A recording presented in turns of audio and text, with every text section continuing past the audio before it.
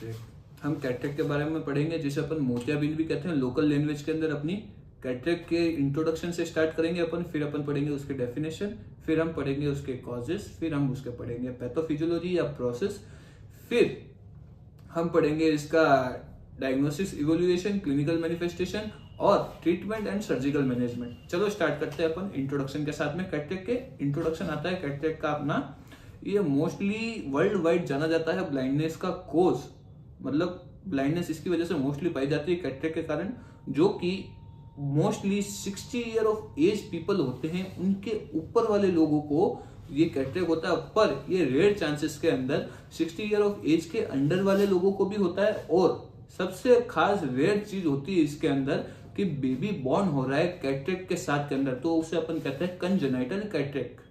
चलिए इसका इंट्रोडक्शन अपन पढ़ते हैं लैंग्वेज के जरिए।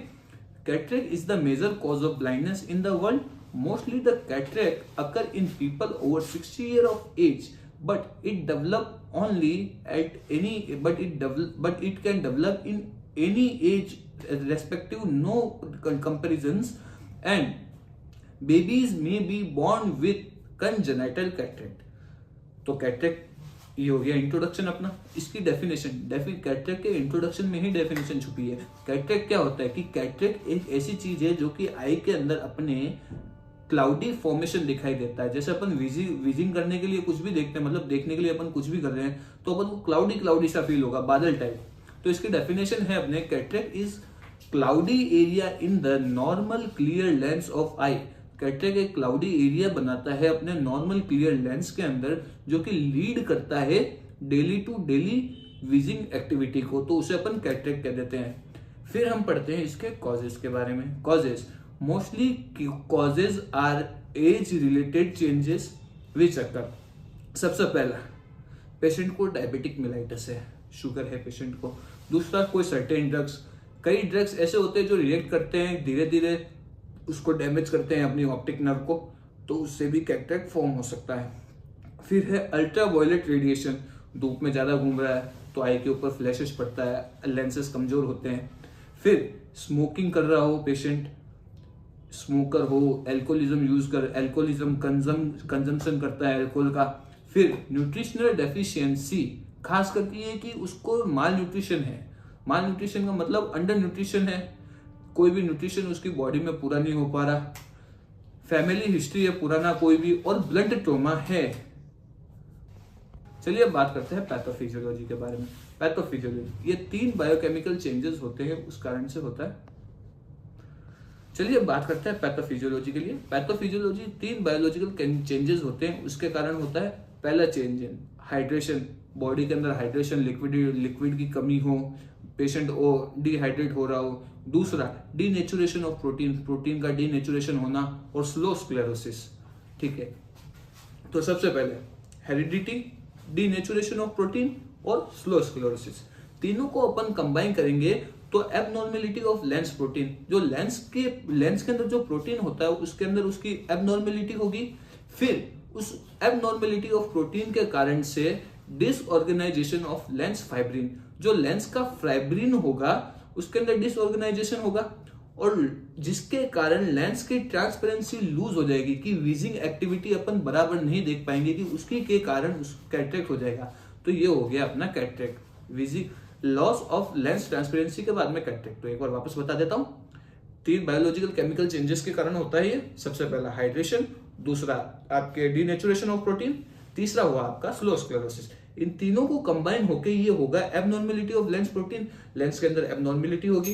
फिर होगा डिसऑर्गेनाइजेशन ऑफ लेंस फाइब्रिन की डिसऑर्गेनाइजेशन होगा, और फिर जिस डिसऑर्गेनाइजेशन ऑफ लेंस फाइब्रिन होने के बाद में आपका होगा loss of lens transparency, lens की ट्रांसपेरेंसी चेंज हो जाएगी। जैसे कि ये चश्मा है, तो अगर इस चश्मे के लेंस के अंदर मान लीजिए कई सारे स्क्रैचेस आ गए, या कुछ भी फॉर्म हो गया, तो जिसके कारण लेंस की ट्रांसपेरेंसी लूज हो गई, तो अपन कैटरेक्ट हो जाएगा। वो आई के लिए है अपने, पर मैं आपको एग्जाम्पल के रूप में बता रहा हूँ। फिर अपन बात करते हैं क्लिनिकल मैनिफेस्टेशन। इसके कई क्लिनिकल मैनिफेस्टेशन होते हैं, तो मैं उसमें से कुछ आपको बताता हूँ। जैसे कि ब्लड विजन, धुंधला सा दिखना, फिर difficulty seeing at nights, night के अंदर, रात को या डिम लाइट के अंदर पेशेंट को बहुत कम दिखाई देगा, मतलब विजिबिलिटी नाक के बराबर हो जाएगी। अगर आप 10 मीटर दूर खड़े होकर आप पूछोगे ना मैं कौन हूं, तो वो पेशेंट नहीं बता पाएगा कि आप कौन हैं। वो 60 ईयर ऑफ अबव एज के अंदर होगा, 60 ईयर के अंदर, 60 ईयर के जो नीचे होगा उनके अंदर ये थोड़ा कम होगा, और 60 ईयर ऑफ एज होगा उनके अंदर ज्यादा होगा। डबल विजन, एक अंगुल दिखाएंगे तो उनको 2 दिखाई देगा। और हेलो अराउंड लाइट, लाइट के अराउंड होलो होगा, मतलब अंधेरा सा छा जाएगा आंखों के अंदर। फिर आते हैं इसके टाइप्स इसके नेम होते हैं इसकी लोकेशन बेस्ड के ऊपर। मोस्टली इसकी 3 लोकेशन के हिसाब से बताया जाता है।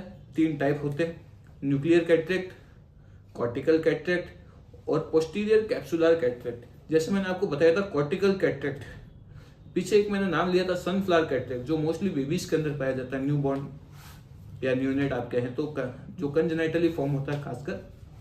ये आता है कॉर्टिकल कैटरेक्ट। कॉर्टिकल कैटरेक्ट का सब पार्ट है अपना सनफ्लावर कैटरेक्ट। सनफ्लावर का कैटरेक्ट का अर्थ है कि उसके अंदर उसको पीला पीला दिखाई देगा। सनफ्लावर का फूल पीला होता है तो उस कारण से दिखाई देगा। सबसे पहला न्यूक्लियर कैटरेक्ट। न्यूक्लियर कैटरेक्ट है located in the centre of the lens. Lens, अपनी आई का जो लेंस है उसके सेंटर के अंदर लोकेटेड होगा तो उसे अपन कहेंगे न्यूक्लियर कैटरेक्ट। फिर आता है cortical cataract. It affect the lens layer which is surrounded the nucleus या सराउंडिंग द न्यूक्लियस। ये वो कैटरेक्ट है जिसको लेंस की जो लेयर सराउंड होती है उसको अफेक्ट करता है, तो ये हो गया कॉर्टिकल कैटरेक्ट। जो आउटर लेयर होती है अपने लेंस की उसके बैक साइड में होता है। फिर आता है इसका डायग्नोसिस। इट इज डायग्नोसिस मतलब इसको अपन आइडेंटिफाई कैसे करेंगे, फिर इसका ट्रीटमेंट कैसे करेंगे। फिर आता है अपना डायग्नोसिस आया। डायग्नोसिस के अंदर होगा विजुअल एक्टिविटी मेजरमेंट। अपनी विजुअल एक्टिविटी मेजरमेंट चेक करेंगे, मतलब पेशेंट की जो विजुअल एक्टिविटी है उसको अपन चेक करेंगे। फिर हुआ रिफ्रैक्शन टेस्टिंग, उसकी रिफ्रैक्शन टेस्टिंग करेंगे। Measurement of intraocular pressure, intraocular eye के ऊपर ऑप्टिक नर्व के ऊपर कितना प्रेशर पड़ रहा है वो अपन चेक करेंगे।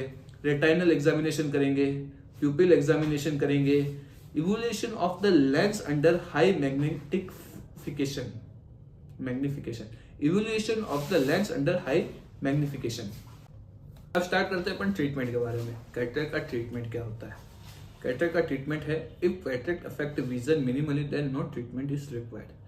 अगर कैटरेक्ट नॉर्मल विजन को अफेक्ट करता है तो इसके अंदर अपन को ट्रीटमेंट की कोई जरूरत नहीं है, ऐसे स्पेशलिस्ट कहते हैं, बुक्स भी कहती है।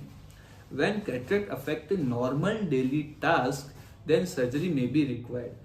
जब कैटरेक्ट, एक तो होता है कैटरेक्ट नॉर्मली ठीक है कि हाँ हल्का हल्का सा दिख रहा है पर मेरे को विजिबिलिटी 100 में से 90% क्लियर दिख रहा है, तो उस टाइम अपन को कोई इंटरवेंशन नहीं करना है, ना मेडिकल मैनेजमेंट ना सर्जिकल मैनेजमेंट। जब ये कंडीशन आ जाए कि 90 की जगह उसको 40% विजिबिलिटी दिख रही है और वो अपना पूरा काम नहीं कर पा रहा है, तो सर्जरी परफॉर्म की जाएगी। मोस्टली 2 प्रकार की सर्जरी होती है इसके अंदर। देखिए, if cataract affect vision minimally then no treatment required. When cataract affect normal daily functioning या daily task then surgery may be required. Surgery involve replacing the lens with artificial lens. अब अपन बात करते हैं सर्जिकल मैनेजमेंट की। Surgical management mostly 2 type के होते हैं जो मैंने पिछले अभी ट्रीटमेंट के अंदर कहा था। पहला सर्जिकल मैनेजमेंट होता है फेगो इमल्सिफिकेशन कैटरेक्ट सर्जरी, दूसरा होता है एक्स्ट्रा कैप्सुलर कैटरेक्ट सर्जरी। पहला फेगो इमल्सिफिकेशन कैटरेक्ट सर्जरी, इसके अंदर ये मोस्ट कॉमन प्रोसीजर है कैटरेक्ट सर्जरी का।